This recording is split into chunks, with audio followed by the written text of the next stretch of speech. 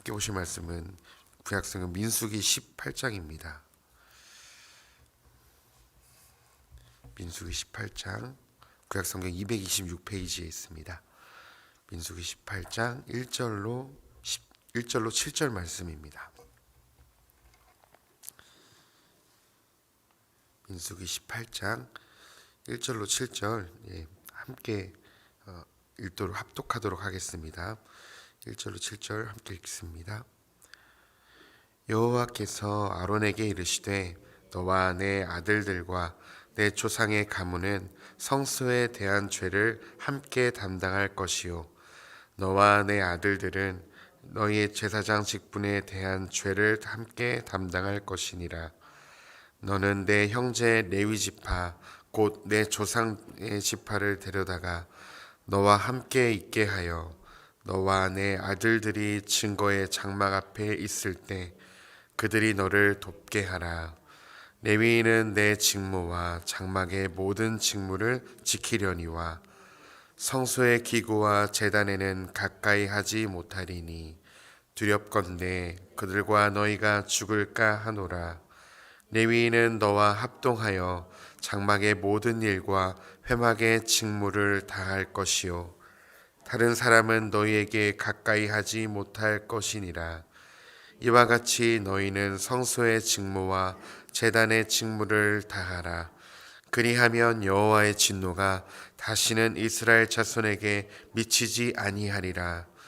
보라, 내가 이스라엘 자손 중에서 너희의 형제 레위인을 택하여 내게 돌리고 너희에게 선물로 주어 회막의 일을 하게 하였나니 제단과 휘장 안의 모든 일을 대하여 제사장의 직분을 지켜 섬기라.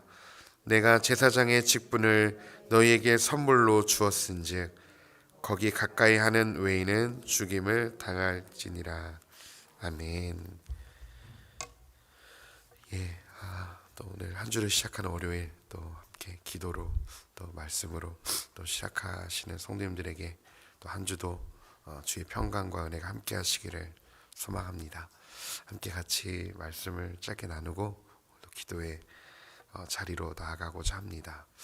하나님께서 이스라엘 백성들을 택하심은 이스라엘 백성들이 어떤 믿음이 대단해서 또 땅이 크고 견고해서가 아니었고 수요가 작고 연약했기 때문이었습니다. 왜 그런 이스라엘을 택하셨을까요? 바로 이런 연약한 이스라엘을 통해서 하나님이 하나님 되심을 드러내시기 위해 저렇게 연약한 나라가 저렇게 쓰임받는 것은 이것은 사람이 한 것이 아니고 어떤 신이 한 거라는 존재를 알리기 위해서 하나님은 이스라엘을 택하셨습니다. 이스라엘은 제사장 나라였습니다. 하나님을 섬기는 것이 무엇이고 하나님이 어떤 분이신지를 드러내는 나라, 그 나라 제사장 나라였던 것이죠. 그들이 자격이 있어서가 아니었습니다. 하나님의 부르심, 그저 부르심 때문이었죠. 그것은 분명한 특권입니다. 하나님께로 나아갈 수 있는, 하나님께로 하나님을 온전히 섬길 수 있는 특권이지만 그 특권을 하나님께서 누리기만 하기 위해서 주신 것이 아니고 그 특권을 가지고 이 땅을 섬기며 살아갈 때, 충성할 때 충만하게 누릴 수 있는 특권이죠. 오늘 이 본문의 내용은 제사장들과 레위인들에 대한 직무에 대한 이야기입니다. 제사장들은 성도님들께서 잘 아시는 것처럼 성소를 잘 섬기는 직분이었습니다. 백성들의 죄를 성소로 가져와서 소나 양을 드려서 대신 제사를 드려주므로 백성들의 죄를 해결받는 곳이 아주 귀중한 곳이 바로 성소였죠. 이 성소를 잘 감당하고 있는 직분을 가진 사람들이 바로 제사장들이었습니다. 특별히 레위인도 장막을 섬기는 자였지만 제사장처럼 성소를 들어갈 수는 없었습니다. 밖에 장막과 제단에서 성도들, 그 백성들이 잘 제사의 제물을 가지고 오도록 안내하는 역할, 또 제단과 장막을 잘 다스리는 역할을 하였지만 성소 기구에는 가까이 가지 못했죠. 그래서 오늘 말씀에도 하나님께서 이렇게 말씀하십니다. 3절에 레위인은 내 직무와 장막의 모든 직무를 지키려니와 성소의 기구와 제단에는 가까이 하지 못할 것이다. 네, 하나님께서 아론의 가문을 제사장으로 부르셨고 또 아론의 형제들을 레위인으로 부르셨는데, 한 가지 차이점은 제사장들은 성소에 들어가서 제사를 집례할 수 있지만 레위인들은 제사장들처럼 성소에 가면 죽게 될 것이라고 말씀하시는 거죠. 이것은 무엇 때문에 그러냐면 하나님의 임재, 하나님의 거룩하심 때문에, 거룩하심의 임재가 있는 성소에 나아갈 때 하나님께서 허락하지 않는 사람, 죄가 있는 사람들은 그곳에 나아갈 때 죽게 될 것이라는 말씀하시는 것이죠. 자, 그렇다면 제사장들은 어떻게 그곳에 나아갈 수 있을까요? 예, 제사장들도 죄인이지만 하나님께서 세우신 직분으로 인해서, 하나님께서 그 세우신 제사장의 임직으로 인해서 그들은 죽지 않고 그 안에서 성수의 일을 감당할 수 있는 것입니다. 즉, 이 제사장과 레위인은 무엇을 섬기냐면, 제사장은 성소를 섬기고요, 레위인은 제단과 장막을 섬기는 거죠. 그런데 하나님께서 오늘 특별히 두 직무를 가진 사람들에게 이렇게 말씀하셔요. 2절에 너는 내 형제 레위 지파 곧 조상의 지파를 데려다가 너와 함께 있게 하여 너와 내 아들들이 증거의 장막에 있을 때에 그들이 너를 돕게 하라. 그리고요, 4절에 레위인은 너와 합동하여. 네, 하나님께서 이 제사장들과 레위인들이 함께 합동하고 도와주면서 성막과 제단을 잘 섬길 것을 말씀하십니다. 여기서 돕는다라는 말은요, 수종들다, 섬기다라는 말이 있고요, 합동하다는 한 몸으로 결합되다라는 의미예요. 그러니까 즉 레위인과 제사장은 하는 일은 다르지만 서로 견제하고 서로 이렇게 군립하고 높아지려고 이렇게 두 직분을 준 게 아니라 같이 섬기고 하나님께서 세우신 성막과 제단을 잘 세우기 위해서 두 직분을 주신 것입니다. 이렇게 제사장과 레위인들이 맡은 자리에서 충성할 때 어떠한 열매가 맺혀지는가? 5절 하반절에 여호와의 진노가 다시는 이스라엘 자손에게 미치지 아니하리라. 너희들이 직무를 다할 때 여호와의 진노가 미치지 않는다는 것이죠. 이것은요, 16장에서 레위 자손이었던 고라의 일당들이 모세와 아론을 공격하여서 하나님께서 주신 직무에 대한, 하나님께서 세우신 직분자에 대한 반역으로 그 벌로 250명이 모두 땅속으로 묻혀서 죽게 되는 일이 벌어지게 됩니다. 그 고라 자손들은 레위 자손이었는데 자기들도 제사의 일을 감당하고 싶었던 것이죠. 그래서 그들을 비방하였고 반역하여서 그 죄로 죽게 되어지고 또 그 죄로 인해서 연병이 돌아서 4,700명이나 되는 안타까운 일들이 벌어지게 됩니다. 그러니까 레위인들은, 제사장들이 좀 부러웠을 거예요. 아니, 왜 쟤들만, 하나님이 뭐가 잘났다고 쟤들만 제사를 드리게 하냐, 우리도 좀 제사를 드리고 싶다라고 반역하게 된 거죠. 그런데 하나님 뭐라고 말씀하시냐면 5절에 너희가 각각 부르심 받은 대로, 레위인은 레위인대로, 제사장은 제사장대로 맡은 자리에서 직무를 감당할 때, 그럴 때 비로소 성막과 제단 안에 평안이 깃들고 여호와의 진노가 다시는 있지 않을 것이라고 말씀하십니다. 교회도 동일합니다. 예, 목회자나 교역자들만 결코 그 목회자 한 사람으로 교회는 결코 세워질 수 없습니다. 하나님께서 각자 성도님들에게, 목회자는 목회자대로 각자 성도님들에게 은사와 많은 달란트들을 주셨습니다. 어떤 분은 찬양으로, 어떤 분은 안내와 방송으로, 또 식당 봉사와 주차 봉사와 또 교회를 가꾸는 모든 많은 것들로 하나님께서 각자의 은사를 주셨습니다. 이 은사를 주실 때는 계급을 나누는 것이 아니죠. 그 어떤 찬양하는 앞에 보이는 자리가 더 높은 계급의 자리가 아니고, 하나님께서 각자의 주신 은사대로 충성을 다할 때 이 교회는 온전히 서갈 수 있는 것입니다. 우리가 서로를 돕고 함께 합동하여서 이 교회를 섬기며 나아갈 때 이 교회는 진정 평강이 깃들게 되는 것입니다. 조금 잘하지 못해도 됩니다. 사실은 우리에게 은사를 주신 분이 하나님이시기 때문에 우리가 잘하는 것이 중요한 건 아닙니다. 이 교회 안에서 우리가 교회를 섬기며 나아갈 때 잘하는 것보다 더 중요한 것은 무엇이냐면 서로가 서로를 지켜주고 섬겨주는 겁니다. 각자의 부르신 대로 각자 하나님께서 나눠주신 달란트대로 섬기며 나아갈 때 하나님께서 그 모습을 보시고 기뻐하시는 것이죠. 하나님께서 지금 우리에게 직분을 다 주셨죠. 장로로, 권사로, 집사로 다 자격이 없지만 저에게도 목사를 주셨듯이 그렇게 다 직분을 주셨습니다. 그렇다면 하나님께서 우리에게 무엇을 물어보실까요? 만약에 제가 오늘 하나님 앞에 이제 이 땅의 생을 마감하고 하나님 앞에 선다면 하나님께서 저에게 뭘 물어보실까요? 야 규호야, 너 얼마나 많은 큰 목회를 하다 왔니? 너 얼마나 내가 준 사역 잘하다 왔니? 이거를 물어보실 것 같지 않습니다. 오늘 본문에 근거하면 하나님께서 저에게 무엇을 물어보실까요? 너 얼마나 섬기다 왔니? 너 얼마나 한몸된 교회를 내가 맡긴 영혼들 사랑하고 섬기다 왔니를 물어보시겠죠. 하나님께서는 이 제사장과 레위인들에게 어떤 탁월한 그런 일들을 요구하신 게 아니에요. 사실 하나님이 직접 그 일을 하셔도 되는데 연약한 자들을 불러서 세우신 것은요, 서로가 서로를 도와주고 협력하고 합동해서 아름다운 하나님 나라를 누리기 위함이었습니다. 저와 성도님들도 동일합니다. 너무 잘하는 것보다요, 이 교회를 연약하지만 서로가 서로를 붙들어주고 함께 하나님 나라의 공동체를 섬기면서 우리에게도 이루기를 원하시는 것입니다. 레위인과 제사장은요, 하나님께서 주신 선물입니다.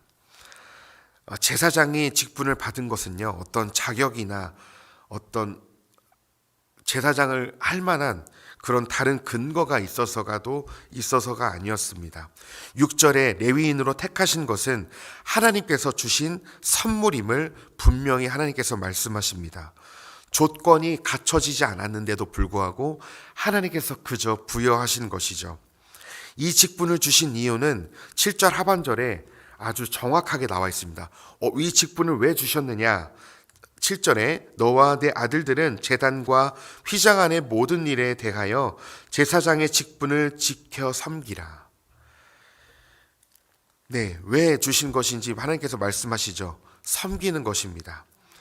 선물로 주신 직분을 존귀히 여기며 백성들을 사랑하는 마음으로 제사장들은 섬겨야 하는 것입니다. 감사하면서 주신 하나님의 뜻을 따라 백성들을 사랑함으로 섬길 때 이 성막은 온전히 성막이 되는 것이고요, 이 제사장의 직분은 온전히 제사장의 직분이 되는 것입니다. 제사장과 레위인이 구별된 역할을 맡은 것은 그들이 일반 백성들보다 더 자격이 있어서 아니었습니다. 더 뛰어나서도 아니었습니다. 하나님께서 택하여서 주신 그저 선물, 하나님께서 주신 그냥 상이었습니다. 직분이 그렇습니다. 저를 하나님께서 목사로 세우신 것도 제가 무슨 학식이 뛰어나서도 아니고요, 대단해서도 아닙니다. 연약한 저를 충성되이 여겨주셔서 직분을 선물로 주신 것입니다. 이제 이 목사라는 저에게 적용을 한다면 이 목사라는 무거운 직분을 저에게 주셨으니 이제 저는 이 목사에 대한 직분답게 하나님을 온전히 사랑하고 또 성도님들을 그리스도의 사랑으로 섬겨야 하는 아주 중대한 자리에 저도 놓여져 있습니다. 하나님께서 성도님들에게도 동일하게 충성되이 여겨주셔서 직분을 주셨습니다. 그 직분은요, 결코 계급이 아닙니다. 저도 그렇고요, 우리가 기억해야 될 것은 이 직분은 계급이 아니라 교회와 세상을 섬기라고 주신 하나님의 선물입니다. 자격이 없었습니다. 우리는 하나님을 찾을 수도 없었던 존재였습니다. 죄인이었습니다. 죄로 인해 죽었던 자들이었습니다. 그런 자들을 하나님이 먼저 우리를 사랑해 주시고 예수 그리스도를 보내주셔서 그 예수 그리스도의 핏값으로 교회를 세우시고 그 핏값으로 우리에게 직분을 주신 것입니다. 예수님을 통해서 우리에게 직분을 주신 것이죠. 그렇기 때문에 우리는요, 군림을 하려고 어떤 계급으로 이 교회에서 많은 것을 주권적으로 행사하려고 우리를 주신 게 아니고 연약한 자들을, 지극히 작은 자들을 섬기라고, 교회와 세상을 섬기라고 우리를 불러주신 것입니다. 우리의 구주 예수 그리스도는 이 땅에 섬김을 받으려 온 것이 아니고 오히려 많은 백성들을 자신의 몸을 대속물로 주려 함이라, 섬기기 위해서 이 땅에 오셨습니다. 그분은 하나님의 본체이셨어요. 그래서 하나님께서 누리셔야 될 마땅한 영광을, 하늘의 영광을 예수 그리스도도 누리셔야만 했습니다. 예수님은 이 땅에 창세 전에부터 스스로 존재하시던 하나님이셨어요. 갑자기 한 아기로 태어나신 분이 아니고, 사도 바울이 골로새서의 말씀에 의하면 예수님은 온 만물을 창조하신 창조주셨습니다. 그분이 모든 영광을 누리셔야 될 분이었음에도 불구하고 우리를, 아버지를 사랑하시고 백성들을 사랑하시는 마음으로, 이 땅의 죄인들을 긍휼히 여기시는 마음으로 이 땅에 사람의 몸을 입고 오셨습니다. 그리고 그 구주께서는 모든 연약한 자들을 섬기시고 헐벗고 병들고 억울한 인생들을 섬기셨습니다. 그리고 죄인들과 함께 거하셨죠. 그리고 그분은 섬김의 극치인 십자가에서 자신의 모든 물과 피를 쏟아내십니다. 예수님께서 직분을 받은 우리에게 어떻게 살아가야 될지를 아주 명확하게 보여주셨습니다. 섬김을 받으러 오시지 않은 예수님, 모든 것을 비우고 자신의 것을 들여서 사람을 살리셨던 그 예수님께서 저와 성도님들이 이 마지막 때에 어떻게 살아가야 될지를 보여주신 것입니다. 이제는 신약시대에 이르러서 저와 성도님들이 모두 다 왕같은 제사장들입니다. 이제 하나님께서 어떤 특정한 사람만 제사장으로 부르는 것이 아니라 모든 사람들을 하나님을 섬기는 그 왕같은 제사장들로 부르셨습니다. 제사장이 하는 역할은 뭘까요? 그렇다면 제사장은 백성들의 죄를 위해 기도하며 백성들의 죄를 나의 죄로 여기고 제사를 드리는 것이 바로 제사장입니다. 백성들의 기도 제목, 눈물을 가지고 그 성소 앞에 나가는 것이 바로 제사장들이 할 일입니다. 저와 성도님들은요, 교회 안에서만의 제사장이 아닙니다. 우리는 세상으로 보내진 왕같은 제사장들입니다. 우리는 세상을 섬기는, 교회를 섬김과 동시에 세상을 섬겨야 하는 제사장들입니다. 이제 우리는 이 땅에 아직도 주를 몰라서 흑암으로 아픔 가운데 살아가는 자들의 소망이 되어 주어야 합니다. 이 땅에 주님을 몰라서 아직도 눈물 가운데 있는, 그 죽음과 소망 없는 가운데 있는 자들에게 우리가 그들에게 소망과 사랑의, 그 예수님의 사랑의 메시지를 전해야 하는 왕같은 제사장들이십니다. 또한 세상의 제사장으로서 이 땅의 죄악들, 이 땅의 범죄들, 이 땅의 불의와 이 땅의 연약한 것들을 나의 죄로 여기고, 우리가 제사장이기 때문에 이 땅의 연약한 죄악들, 범죄들을 나의 죄로 여기고, 이 대한민국이 눈물로 주님께 다시금 돌아오도록 기도해야 되는 자리가 바로 왕같은 제사장입니다. 그래서 우리가 이 교회 안에서는 또 성도들을 세워주고 섬기면서 멋진 제사장들로 섬기시다가, 또 주중에는 세상에서 이 땅에 사랑이 식어져 가고 또 주를 몰라서 눈물을 흘리는 그곳에, 아버지의 시선이 머무는 그곳에 저와 성도님들이 그곳에 눈물을 닦아주고 예수 그리스도의 사랑을 흘려보내는 왕같은 제사장들의 삶을 사셨으면 좋겠습니다. 그렇게 살아갈 때 하나님께서 말씀하실 것입니다. 착하고 충성된 종아, 내가 너로 인해 기뻐한다 라고 말씀하시는 것입니다. 오늘도 하나님의 시선이 머무는 그 연약한 곳에 성도님들께서 함께 하여 주셔서 하나님의 마음을 시원케 해드리는 멋진 제사장들이 되시기를, 직무를 다하시는 멋진 성도님들이 되시기를 간절히 소망합니다. 기도하겠습니다. 하나님, 우리를 충성되이 여겨주셔서 그리스도인 또 각자의 직분으로 우리를 불러주시니 감사합니다. 하나님, 우리가 자격이 없음에도 우리를 불러주시고 자녀 삼아주시고 세워주셨사오니 우리가 이 직분과 성도됨으로 교회와 세상을 섬기는 멋진 제사장들로 우리를 사용하여 주시옵소서. 교회 안에서 누가 더 크냐를 따지며 군림하거나 하나님 우리가 더 높은 자리로 앉으려 하는 교만함을 버리게 하여 주시고, 우리가 그리스도를 더 알아가면 알수록 낮은 곳으로 거할 수 있도록 도와주시옵소서. 늘 낮은 곳으로 거하셨던 예수님, 우리가 주님의 발자취를 기억합니다.